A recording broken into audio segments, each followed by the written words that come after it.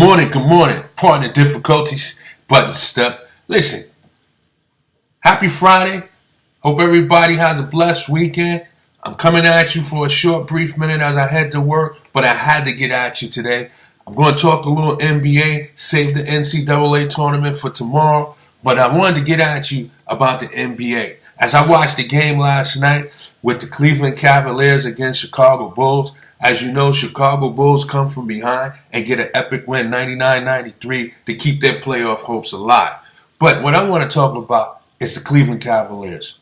By no means do I think they cannot win a championship. I still think that they're one of the better favorites to win a championship. But I have to question what has gone on in the last 11 games. They are 5-6. And I watched this game last night. And the only thing I can come away from is two things. One, you may laugh, but I'm serious about this.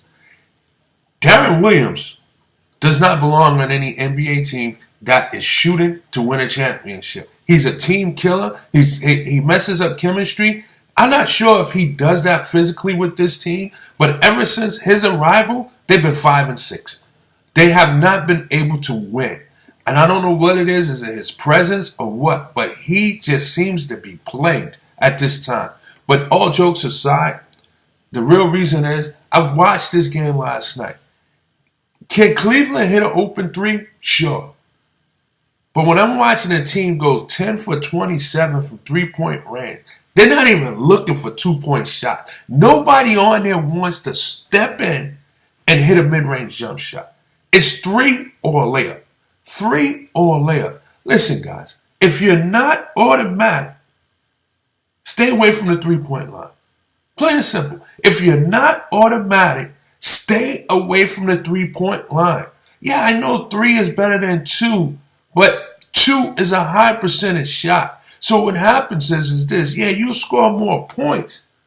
But here's what the 2 points do. Gives you a better opportunity to score. And if you score enough of them, I think your rhythm will come quicker and better, and then it allows you to step out and shoot the 3. But these guys are just running out and running for the line, and here's what happens. If you don't make it, it's going back the other way. If you don't make it, it's going back the other way, and usually results in fast court breaks. So here's my thing. I'm not condemning a three-point shot. But if you have a 2, take the 2. It's okay to step in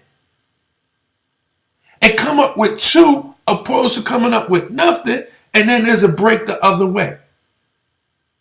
And here's the thing. That's the new NBA. That's the new NBA. But 10 for 27,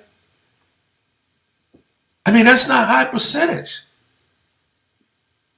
You could take 10 of those shots that was missed, step in 2 steps, or head fake and go to the basket, and now we're talking about an extra 20 plus points.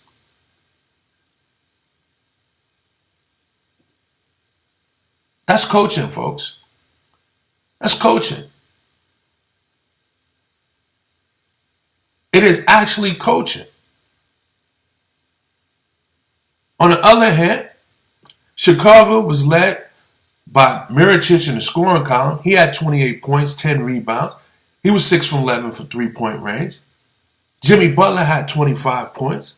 But the player of the game for the Bulls was Rondo.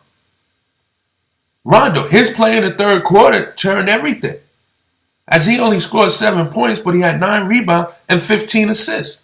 He looked like the old Rondo from the Big Three with the Boston Celtics when it was Smokey Rondo and the Miracles. Rondo was playing smart ball.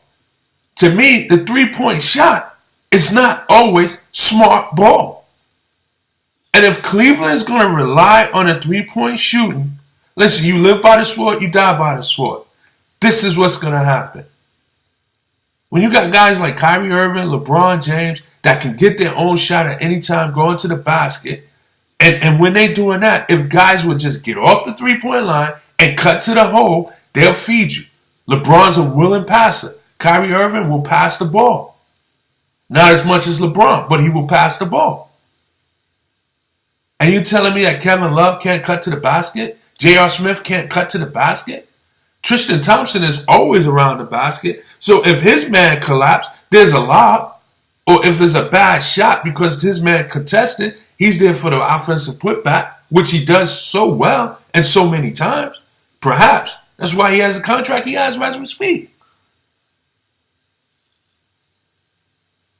I tell you what, if Cleveland continues to play and live by the three-point shot, they're not winning the championship. They are not. Because as you go deeper into the into the playoffs, you start playing better talent. Yeah, they'll get away with that in a 1-8-2-7 matchup. But when they start facing a fourth seed or third seed or the second seed, or either the Western Conference champion, that's not going to happen. They're not going to be able to get away with that. Let's put it that way. They will not be able to get away with that.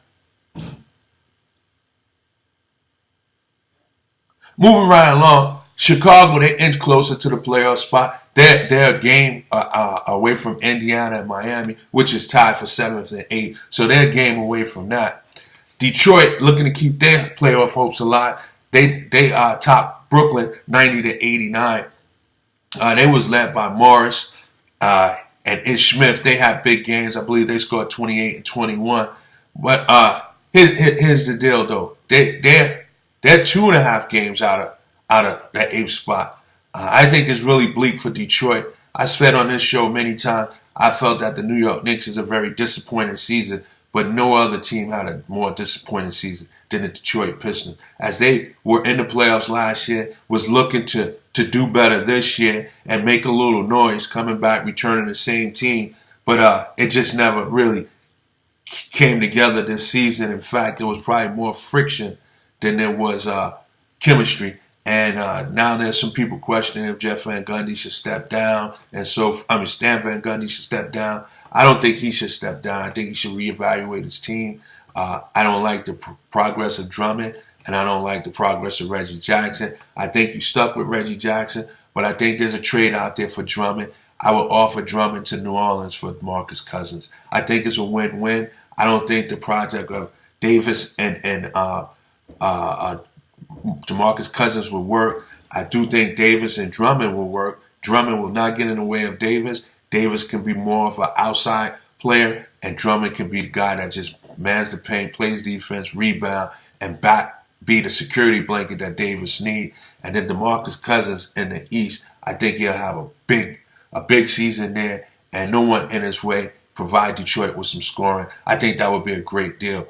But for the most part, this team is assembled the way it is. I don't see it getting any better going further unless you move Drummond. They got a lot of other good pieces, but nothing that can bring back value.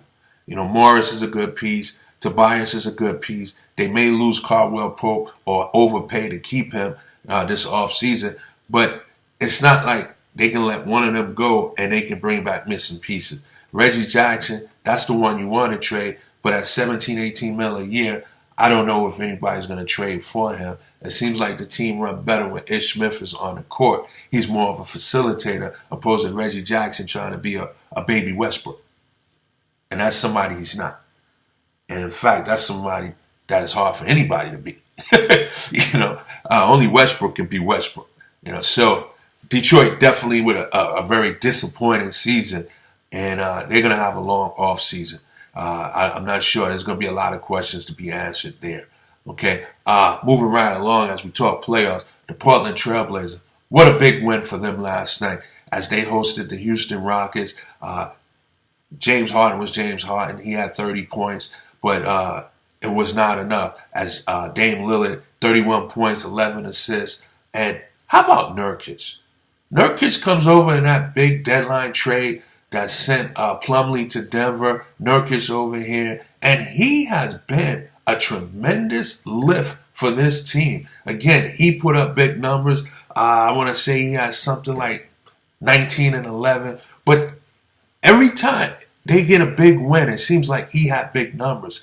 This is a guy that he was lost over in Denver. He was behind someone else. The other, I think his name is Yurkic. But he comes over here. Nobody's in his way. And this guy is balling.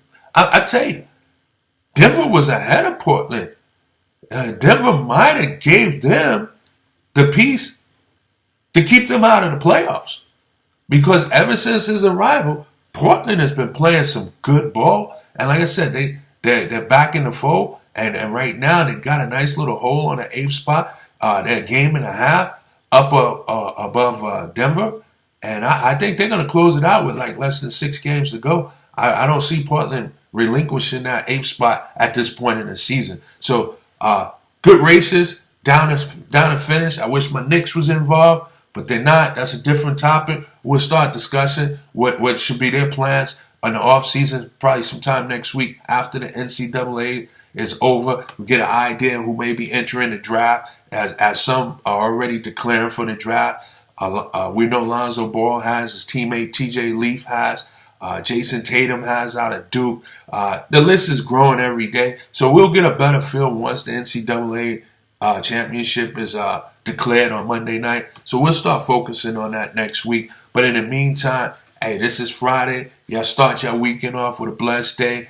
Have a safe and enjoyable weekend. And I'll get back at you in 24 hours. I appreciate you all tuning in and listening. So I'll see you soon, and I'll talk to you. I'll chop it up with you soon. Y'all be blessed.